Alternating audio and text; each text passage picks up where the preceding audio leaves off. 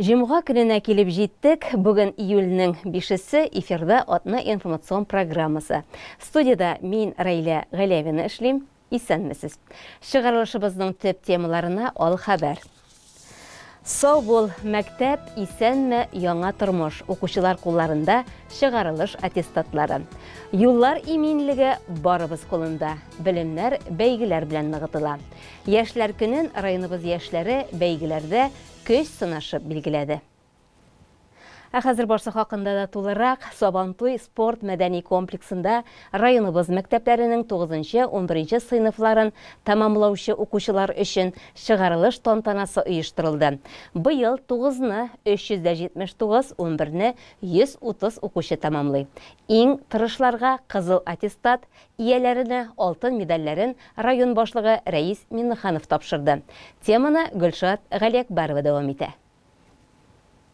Сабантуй мәдәни спорт комплексында үткән чыгарылыш кичәсе районыбыз мәктәпләренең 9-11 сыйныфларын тәмамлаучы укучыларын бергә җыйды. Имтиханнарның дулкынландыргыч минутлары инде артта калды. Шушы көнгә җиткәнче мәктәп аларга тормыш өчен кирәкле булган белем бирде. Хезмәт сөяргә, игелек эшләргә, кылган гамәлләргә тәнкыйть белән карарга, максатлар куярга һәм аңа омтылырга өйрәтте. Мәктәптә уку еллары дәвамында уңышлар да, борчылулар да булган. Сыйныфташлар белән бәйрәмнәр, кичәләр үткәрелгән. Бик тырышлар әлбәттә, бер генә көнне дә буш үткәрмәгән. Һәр чыгарылыш сыйныф укучысы ирешкән уңышлары артында үзенең генә түгел, укытучы, әти-әниләренең тырышлыгы торганында аңлый һәм бәяли. 11 классны бетерү минемчә бик тиз үтте.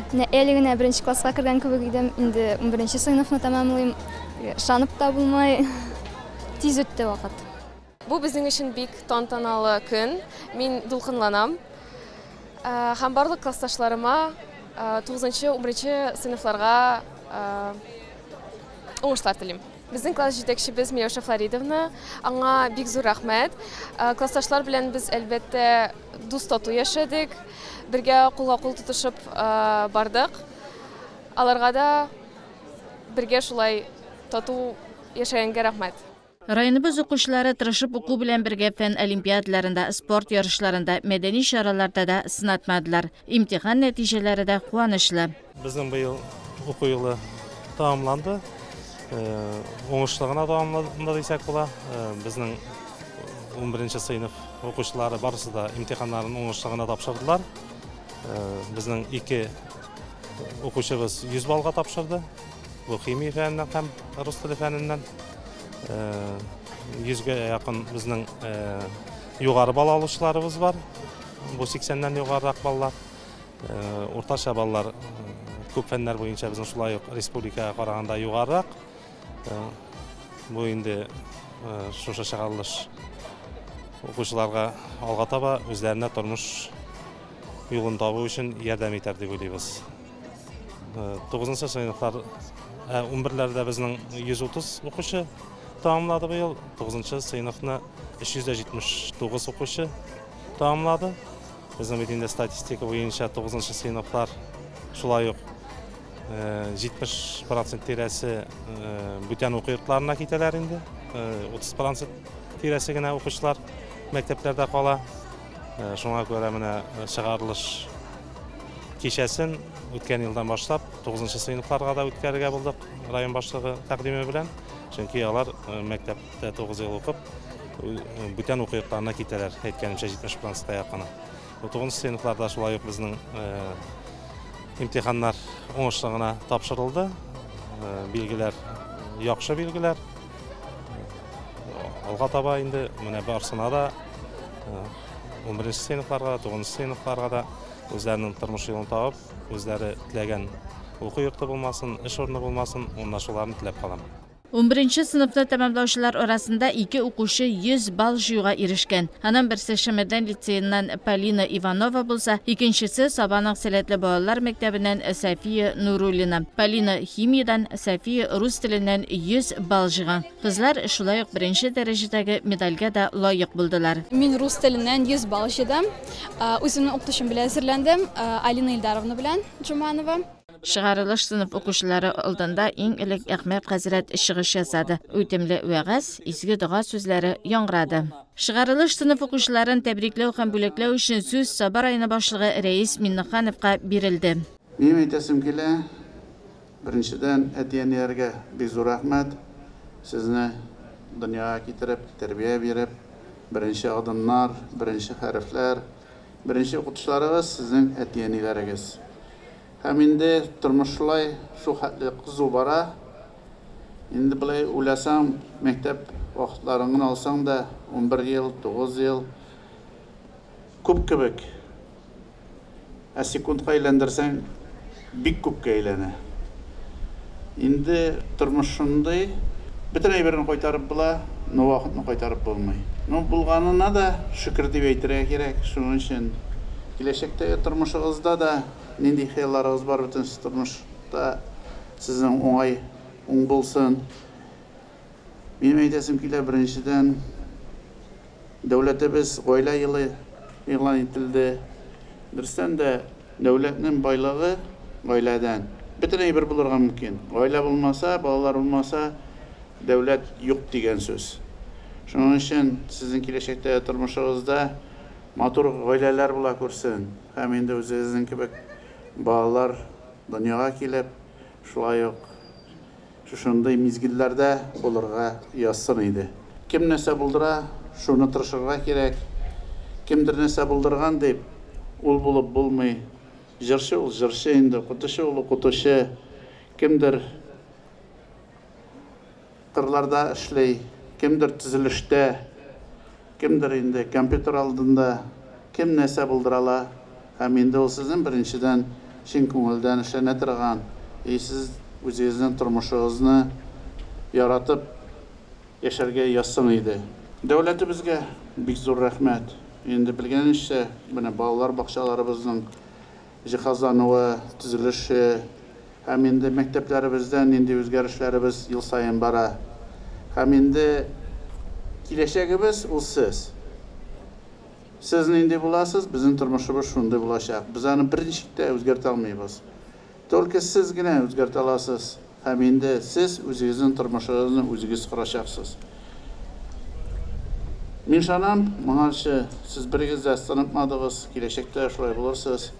Арабызда төрле кеше бар, но мин уйлыйм, берегез һәр вакытны булышып, алга таба омтылып, матур итеп яшәрсез дип. Берегезне хөрмәтләп. Сезгә кырыштай сәламәтлек, исәнлек, саулык, нинди хыялларыгыз бар, бөтен тормышка ашсын. Сезнеке булса, безнеке булачак. Яхты ел сезгә. Иң тырыш гел 5-кә укыганнарга беренче дәрәҗә медальләр тапшырылды. Мәктәп программасын 4 һәм 5 билгеләренә үзләштерүче пенсияр укучылар 2нче дәрәҗәдәге медальләр уку дәверендә мәктәп данын район, республика бәйгеләрендә яклаган, күркәм нәтиҗәләргә ирешкән укучылар район башлыгының котлау хатлары белән бүләкләнделәр. Мәктәптә уку чорында җәмәгать тормышында актив катнашкан, спорт, сәнгать һәм иҗат өлкәсендә уңышларга ирешкән укучылар Мәгариф идарәсенең мактау грамотасына лаек булдылар. Беренче дәрәҗә медальгә лаек булучылар арасында Соба гимназиясе укучылары да бар иде. Шуларның берсе Даниэль Ибрахимов. Учился 11 лет, все 11 лет получился хорошо, но это благодаря тому, что родители создали для меня все условия для обучения, чтобы было довольно легко. Единственное, что хочу сказать, это то, что не надо прям сильно стараться, надрываться насчет учебы, потому что заучивание тестов не дает никаких знаний. Нужно именно вот понять свое дело, свое ремесло, поймать мысль, чтобы найти свою, так сказать, отрасль. Все будет хорошо. Дело пойдет своим чередом. Бәйрәмдә дулкынландыргыч мизгелләр дә булды. Мәсәлән, эшемәдәннән Ралина Уәлитовага кызыл аттестат алу өчен күпме тырышлык кирәк булганын ул үзе һәм әнисе Райла ханым гына белә торгандыр. Лицей укытучылары да тырыш, көчле ихтияр көченә ия кызга төпле белем биргәннәр. Авыр булмады. Үзе акыллы бала. Үзе тырышты. Экзаменнарында әйбәт бирде. Тырышып укый торган булды инде. Тырышты. Кызыл аттестат алды бүген менә. Көн сайын өйгә килеп укыттылар укытучылар. Шулай ук төрле фәннәр инде. Бөтен фәннәрдә укыдык, тырыштык. Унга барабыз. Алла берсә. Балаларының уңышларын, тырышып укуларының югары бәяләнүен күреп, әтиәниләрдә сөендиләр, горурлык хисләре кичерделәр. Мишәбаш авылыннан Гафиятовлар гаиләсеннән 5нче бала 9нчы сыйныфны тәмамлый. Исламия Явлашта урта мәктәбендә яхшы билгеләргә генә укып, бер туган апалары, туганнары кебек укытучы булырга тели. Әтиләре Алмаз әфәнде балаларның һәр ирешкән уңышлары өчен сөенәбез дип шатлыгын уртаклашты. Әлхәмдүлилләх, менә 5нче балабыз, Алла бирсалы юлга як басты, кызыл диплом алды, әлхәмдүлилләх. Шатлык, сөенеч. 9нчы сыйныф укучылары да төп мәктәпне тәмамлау турындагы аттестатка ия булдылар. Кызыл аттестат алучылар да күп иде. Барсын әйбәт укыдым. Авыр да булды, яхшы ягы да булды инде. Аллага шүкер, алдыларына әйбәт, кешеләргә әйбәтем барсында. Интелларда катнашу миңа шулай укымышлар да китерде, шулай ук. Огага да зур адым булды. Инде үземнең укыткан укытучыларыма, Мария Ивановна, Гульсерина Расимовна, һәм Милефа форумда һәм барсына шулай ук әтиәниләремә бик зур рәхмәтне белдерәсем килә. Һәм сыйныфташларыма да шулай ук рәхмәт шундый вакытлар өчен. Укучылар белән бергә остаз, укытучылар да шатлык, горурлык кичерделәр. Укучының һәр уң шартында аларның да тырыш хезмәтләре бар. Безнең Саба урта мәктәбен бу елны 20 укучы 11нче сыйныфны тәмамлады, 35 укучы 9нчы сыйныфны тәмамлады. Шулар арасында медалистларыбыз да бар. 9нчы сыйныфта инде алар 6 медальгә бетерүчеләр һәм 1 серебряный медальгә бетерүчеләр. 9нчы сыйныфларга килсәк, аттестатны 5 укучыбыз кызыл аттестатка тәмамладылар. Хөрмәтле чыгарылыш сыйныф укучыларын кайнар котлыйбыз. Аларның алган аттестатлары игелекле булсын, тормышта үз урыннарын тапсыннар. Инде кая гына барсалар да, кем генә булсалар да, үзләрен укыткан укытучыларын шушы укыган мәктәпне онытмасыннар, гел искә турып торсыннар. Уңышлар аларга. 11нче сыйныфлар өчен уку, мәктәп еллары артта калды. Кулда аттестатлар, алда озын юллар. Егет-кызлар хәзер сайлау алдында. Аларның күпчелеге һөнәри белгечлекләр буенча уку йортларына юл алачак. Чыгарылыш кичәсендә Мингазов кавер төркеменең чыгыш ясавы укучылар өчен район башлыгының бәйрәм бүләге булды. 3 июль көнне юлдагы иминлек сагында торучылар Россия Федерациясы Эчке эшләр министрлыгының дәүләт автоинспекциясы хезмәткәрләре һөнәри бәйрәмен билгеләп үтә. Автомобиль инспекциясы булдыру турында карар 1936 елның 3 июлендә кабул ителә. Әлеге оешма автомобиль йөртүчеләрне әзерләргә һәм аварияләрне булдырмау өстендә эшләргә тиеш була. Хәзер бу өлкәдә эшләүчеләр югары җаваплылык белән күп төрле хезмәт башкара. Саба районы бүлегендә эшләүчеләр янында без дә булдык. Район дәүләт автоинспекциясында җитәкчеләре Марат Гаязов белән бергә 6 инспектор хезмәт куя. Бер муниципаль хезмәткәр бар. Юлдагы тәртип сагында булу, транспорт чараларын теркәү, исәптән төшерү, төрле белешмәлекләр бирү, штраф, юл һәлакәтләре, суд документлары белән эшләү, карарлар чыгару сыман күп төрле эшне башкаралар. Инспектор полиция капитаны Гөлгенә Гаянова бу хезмәттә 20 ел. Педучилище бітірген кіші балалар бақшасында тәрбиеші болып эшләдем. Балалар бақшасында тәрбиеші болып эшләгәннән соң, күйеугә чыкканнан соң декрет ялына кеттем инде. Декрет ялынан соң келгәндә уже миңа сокращение ул вакытларда инде ул 2001 елның 10 январынан мин ГАИ зданиесына иске менә хәзерге полиция зданиесына килеп эшкә урнаштым инде. Ул вакытта әле мин инспектор булып түгел, просто вольно наемный дип атала инде ул бездә, гади эшче, любой эшне эшли торган, гади эшче булып эшкә урнаштым. Аннан соң шул елның сентябрь айыннан безнең инде полиция зданиесеннән күчеп яңа ГАИ төзелде бит 2001 елның 15 сентябрьдән ул безнең ГАИ ачылды. Шул ГАИдан инде мине техосмотр ягына штатка утырттылар, оператор должностына. Мин инде машиналар техосмотр үткәннән соң аларга элек бит инде наклейка бирү иде. Шул наклейкаларны печатләп эшләдем инде. Аннан соң инде 2004 елның шундый возможность булды дип әйтим. 2004 елның 21 июненнән мин инспектор булдым. Инспектор пропаганда штатына кердем, урнаштым инде, эшкә урнаштым ГАИ инспекторы булып. Менә шушыннан соң инде 20 ел вакыт үтте, Аллага шөкер. 20 ел мин ГАИ адым практика хезмәтендә. Халық белән эшлим. Аллаға шөкер, эшемне шул хәтле яратып, шул хәтле җиренә җиткерергә тырышып эшлим дип әйтәсе килә инде.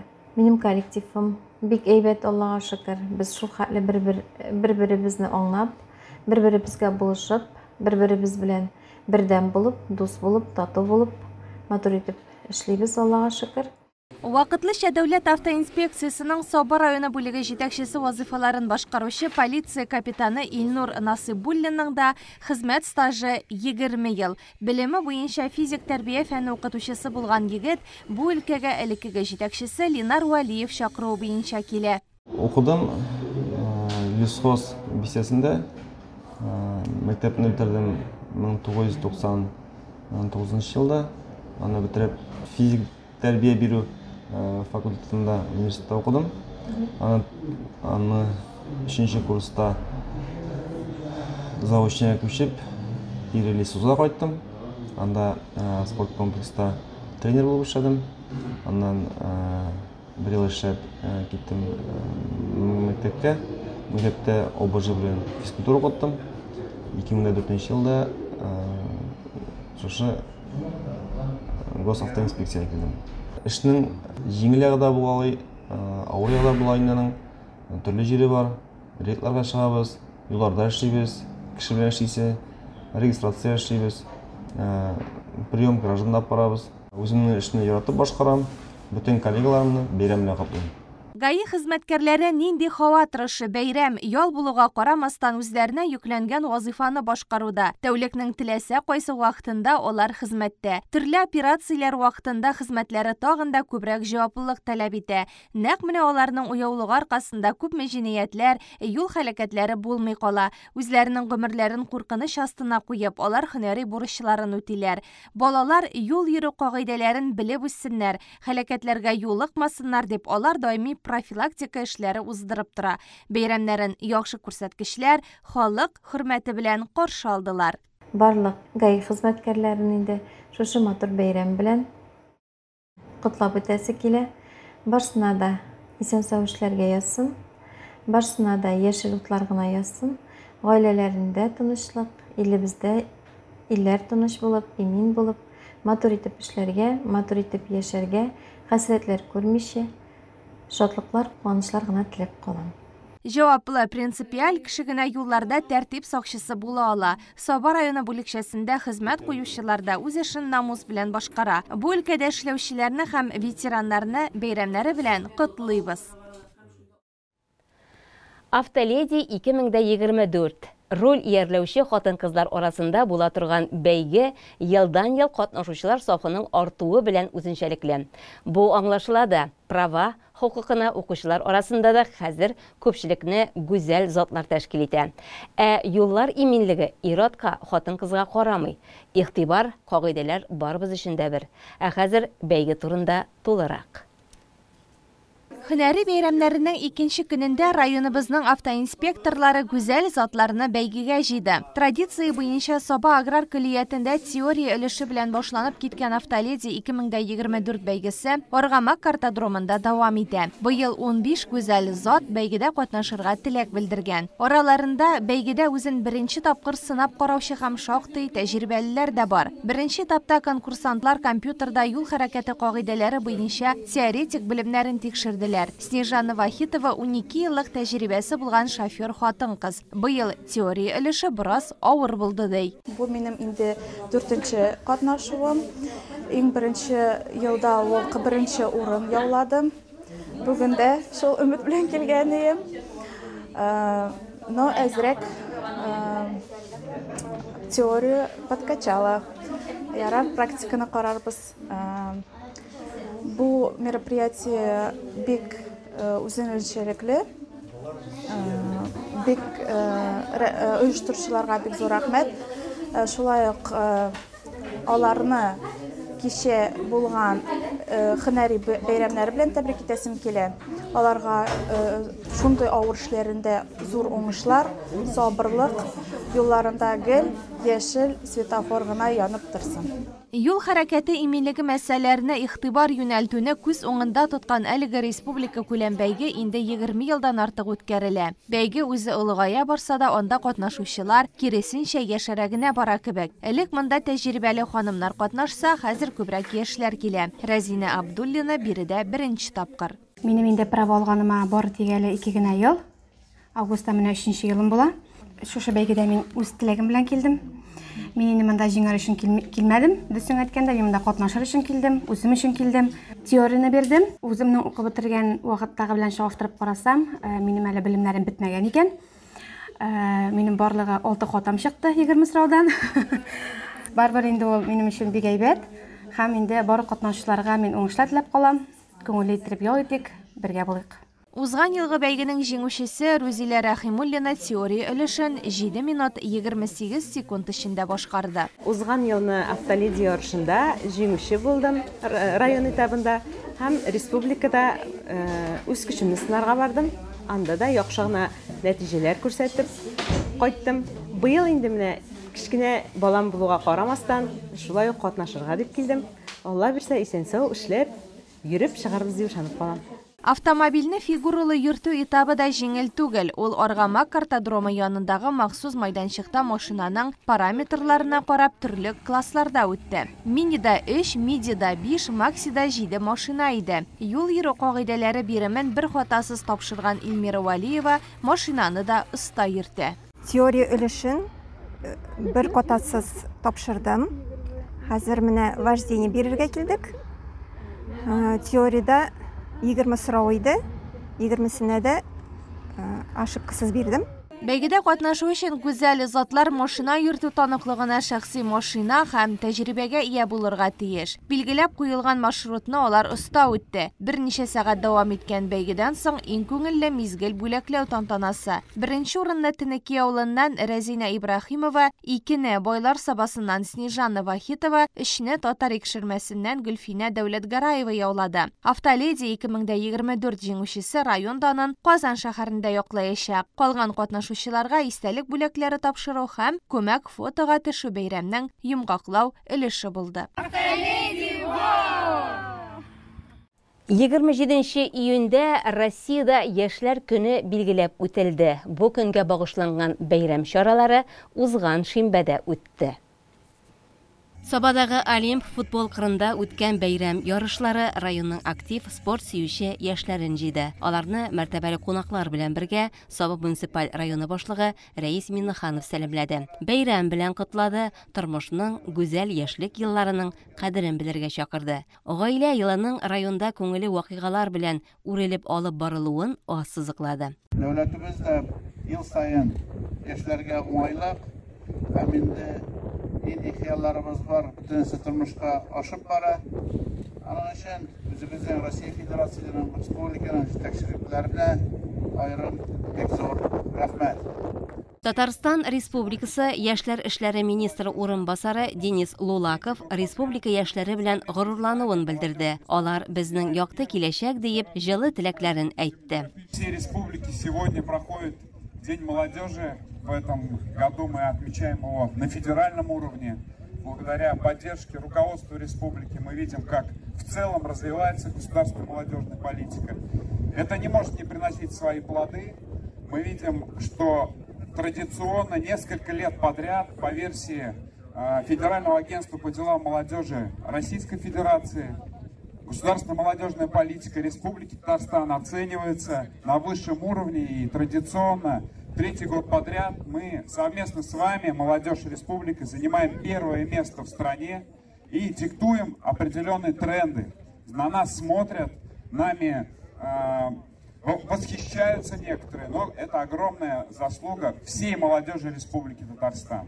А это более 1 миллиона человек, 1 миллион 46 тысяч человек молодежи. Гаилә елында районыбызда гаилә корган парлар саны арту иң сөенечлесе. Аларның шәхси бәйрәмнәре матур мизгелләр белән байый. Мишән авыл җирлегеннән Мифтаховлар гаиләсе өчендә бу шулай. Алар Мәскәүдә узган Россия Федерациясе күләмендә гаилә бәйрәмендә язылышып кайттылар. Россия гаилә учагы эстафетасында катнашып, аны Мамадышыллардан кабул итеп алдылар. Бүген бу символик билгене Тимошык авыл җирлегеннән 50 ел бергә яшәүче үрнәк пар Сония Рәсим Галимовларга тапшырдылар. Бу гаиләдән ул Арчалылар Рәмзия Ринат Хафизовларга күчте. История их любви началась 50 лет назад. Глава семьи Ринат Харисович до выхода на пенсию работал шофером в родном колхозе в деревне Сюрды. Рамзия Шамсуддиновна работала сначала продавцом, а затем бухгалтером в сельсовете. Живут вместе с семьей старшего сына. А теперь семья Галимовых и Мифтаховых передают исторический памятный огонь Хафизовым. Добро пожаловать!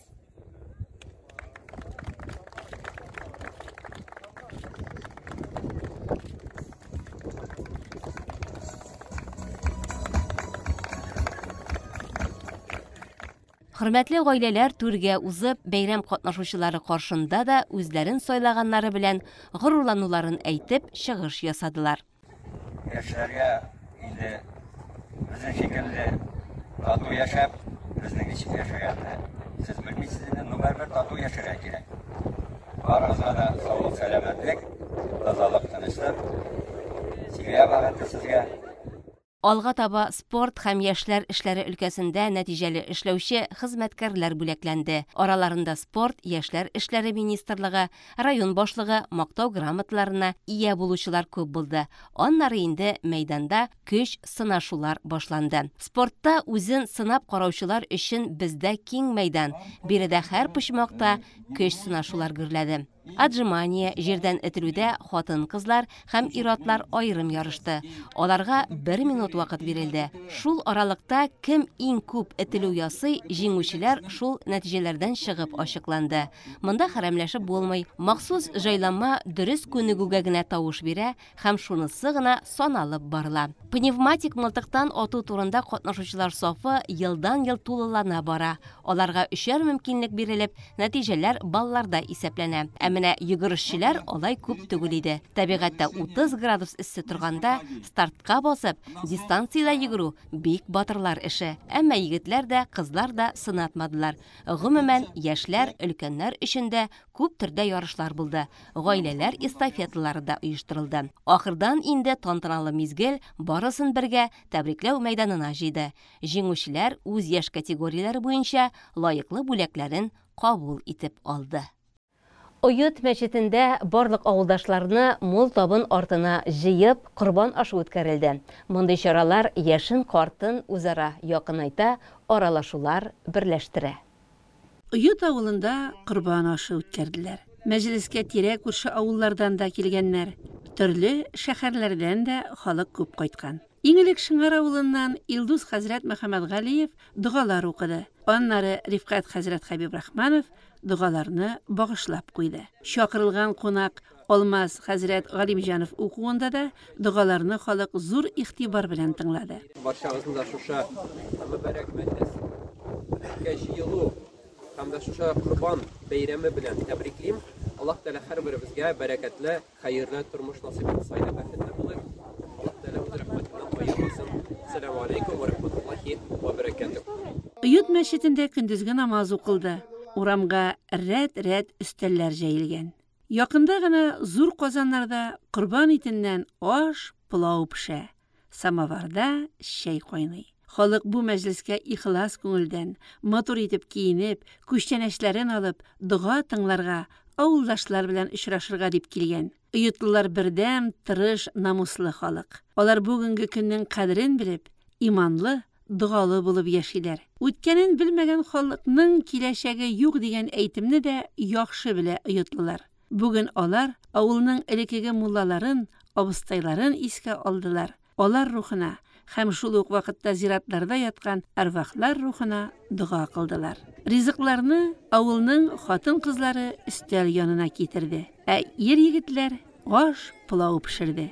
Бу эшләрнең барысында Рифкат хәзрәт Хәбибрахманов һәм Шыңар авылы җирлеге башлыгы Алмаз Гариповлар оештырды. Авыл халкы рәхәтләнеп шушы бәйрәмдә ял итте, дуга тыңлады, авылдашлары, элекеге сыйныфташлары, дуслары белән очрашты. Мәҗлестән һәр кем канәгатьлек белән таралды. Хәрби операциядә катнашучы егетләр үзләренең тәвәккәллекләре, уяулыклары, батырлыклары белән һәр кемгә үрнәк. Алар яуда да авырлыклар каршында сер бирмиләр, сынатмыйлар. Алдагы язмабыз шундый асыл егетләребезнең берсе турында.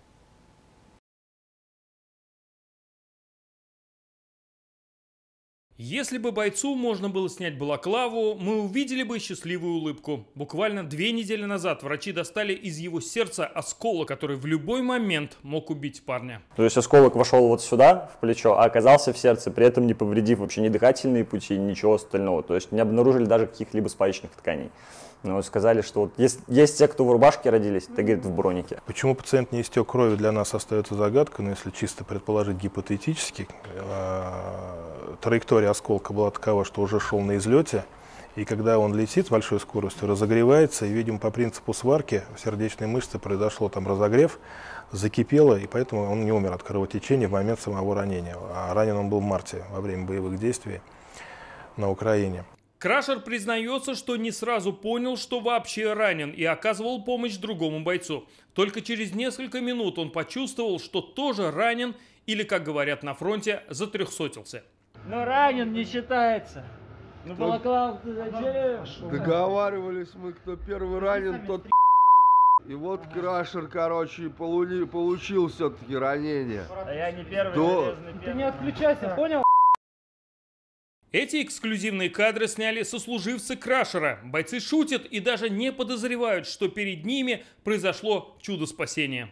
Видимо, нас пеленганули по радиосигналу, но перехватили наш сигнал и прямой наводкой по нам шлепнули, получается, кассетным боеприпасом. Вот ранило у нас 2 людей из группы, меня и товарища. Поначалу показалось, что оторвало руку, потому что вся одежда была уже насквозь мокрая и прям очень теплая. Ну вот я начал искать, то есть откуда вообще этот источник, и понял, что у меня из плеча прям фонтанчиком бьет кровь. Ну, то есть я сказал, пацаны, это уже 300. А потом еще 1,5 часа выбирался на ногах до медиков, побывал в 4 госпиталях, и только в 5-м в родной Казани врачи обнаружили ту самую смертоносную железяку. Это вот сердце пациента, и показан осколок стенки правого желудочка, вот в более привычном виде.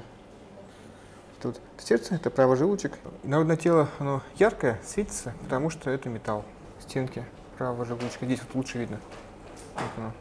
То есть вот левая половина сердца, вот граница левая половина сердца, это правая половина сердца, правый желудочек, и народное тело находится глубоко в стенке. Мы являемся 5-м этапом, мы являемся специализированной тыловой базой фронта. Наша задача – долечивание и возврат в строй. И поэтому у нас есть время, не торопясь, спокойно дообследовать пациента, и у нас есть алгоритм. Как только поступает раненый к нам в госпиталь, с ног до головы мы его прокатываем через компьютерную томографию. И у каждого практически 2-го, 3-го находим случайные какие-то находки в виде осколков, как у этого мы нашли осколок в сердце. После консилиума врачи решили оперировать Крашера в МКДЦ, межрегиональном клинико-диагностическом центре. Здесь даже сердца пациентам пересаживают. А вот с поиском осколка у военного дело имели впервые. И вообще слово «впервые» в этом уникальном случае будет звучать не раз. Первой скрипкой стали кардиохирурги. Всего принимало участие в 3-часовом операционном концерте 4 хирурга и 2 анестезиолога. Мы до конца не были уверены до момента начала операции, да, где будет непосредственно локализация. Потому что сердце постоянно сокращается, и осколок сокращается вместе с сердцем. Он мог находиться в полости перикарда, мог находиться в стенке перикарда, мог находиться в проекции правой плевральной полости, ближе к сердцу. Поэтому непосредственно окончательное решение и непосредственно визуально мы увидели, что он находится в стенке уже, когда мы открыли полностью перикард, нашли его при помощи магнита. Обычный магнит, купленный на рынке, и, соответственно, мы к сердечной мышце его прислонили, и он прям подтянул. Они впервые поработали с магнитом. Для нас это уже стала рутина. Мы уже год работаем с этим магнитом, голь на выдумке хитра, да. А вот они впервые увидели и удивились, насколько гениально все простое. Или все простое гениально. Это непосредственно металлический осколок, который был удален из толщи стенки правого желудочка. Вы видите острые края осколка. То есть, если бы операция не была проведена вовремя, был бы риск, соответственно, разрыва стенки правого желудочка, развития массивного кровотечения и гибели пациента. Через 14 часов Крашер был выписан из реанимации и мог спокойно ходить. Позже врачи, изучив литературу, просторы интернета, выяснят, что подобные случаи в медицинской практике происходят впервые. Ты это все восстановишь, поэтому у тебя очень сильный ангел-хранитель. Я думаю, что ты родился не в одной, даже не в двух, а в 3 рубашках. Спасибо вам, что такую работу делаете. Больше людей нас спасать. Здоровье – это наша профессия. Ни за что не платил. Вот, абсолютно на полном обеспечении своей любимой родины. Вот настолько хорошее медицинское вообще обеспечение, что не нужно действительно абсолютно ничего, кроме как просто дружеского общения, то есть периодически так. Все вообще, всего в достатке. Сейчас Крашер должен пройти военно-врачебную комиссию, которая вынесет решение, может ли он дальше продолжать службу. Со слов врачей уже понял для себя, что я прям особо не боец, потому что восстанавливаться придется. Но, как я уже и говорил ранее, других задач в подразделении в принципе предостаточно. То есть кто чем может заниматься, какую пользу нести. Его слова говорят о том, что парень вновь пойдет на СВО. Вот так бывший экономист стал героем. Уже имеет 3 медали: за отвагу, за взятие Бахмута, за бахмутскую мясорубку. Равиль Мукменов, АО «Татмедиа». Республикабызда хәрби операциягә контракт төзеп китүчеләрне берләштерүче Батыр батальоны оешты. Аның эше өстенлекләре турында киләсе хәбәребездә. Это самые трогательные моменты, когда родные провожают бойцов на фронт. Такое ощущение, что не хотят отпускать друг друга. Чтобы он живым вернулся домой. Вот наш братишка, иди сюда. Вот братишка родной. Его мы сегодня провожаем, что победа за нами.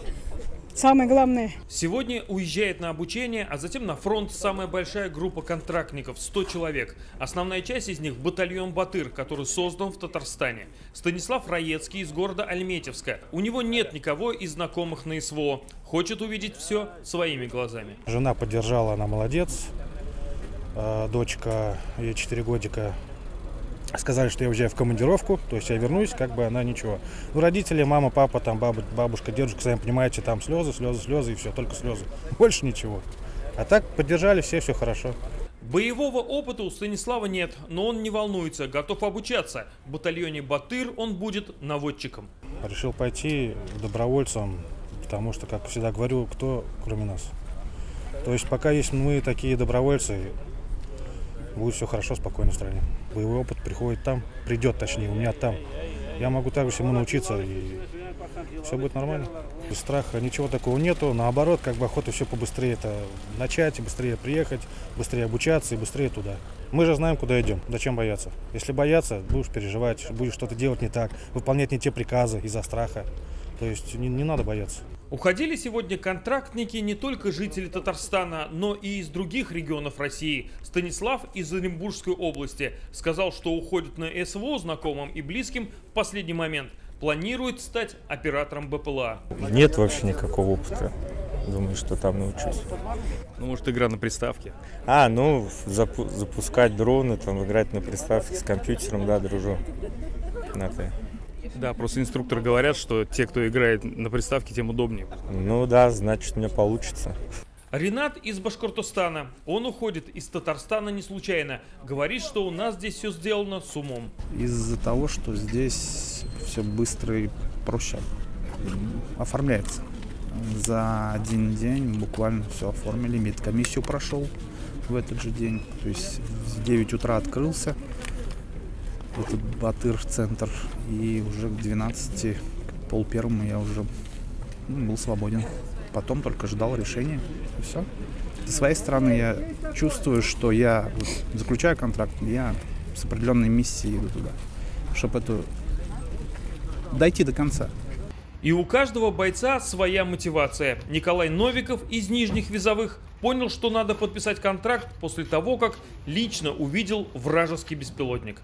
Увидел, так сказать, летающего вещи, которые вот нехорошие. Ну, вот так вот получилось, что ж пошел и подписал.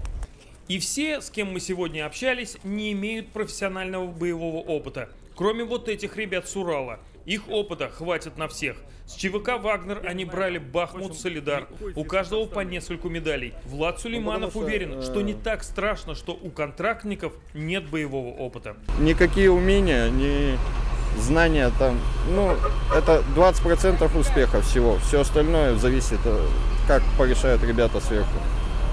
То есть Бог. Будучи там, я понял одну простую вещь, что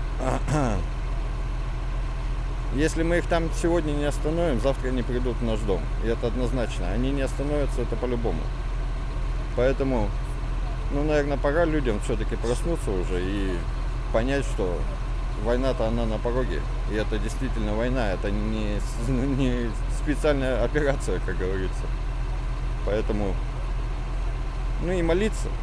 Молиться за тех ребят, кто сегодня там отстаивает интересы России, интересы каждой семьи. И они подписали контракт в Татарстане, потому что здесь проще уйти на СВО. Плюс выдают военную одежду, аптечку, спальный мешок и коврик. Что пожелаю, чтоб тоже ехали, не боялись. Кто пойдут, дети, что ли? У меня сын пойдет, что ли, 13-летний. С нормальным настроением ухожу. И желаю всем вернуться живыми, здоровыми. Чтобы все вернулись, здоровы, живы. Победа. Победа за нами, как говорится. Чтобы было больше людского в жизни. А там, чтобы было побыстрее все это закончилось, и все люди пришли обратно.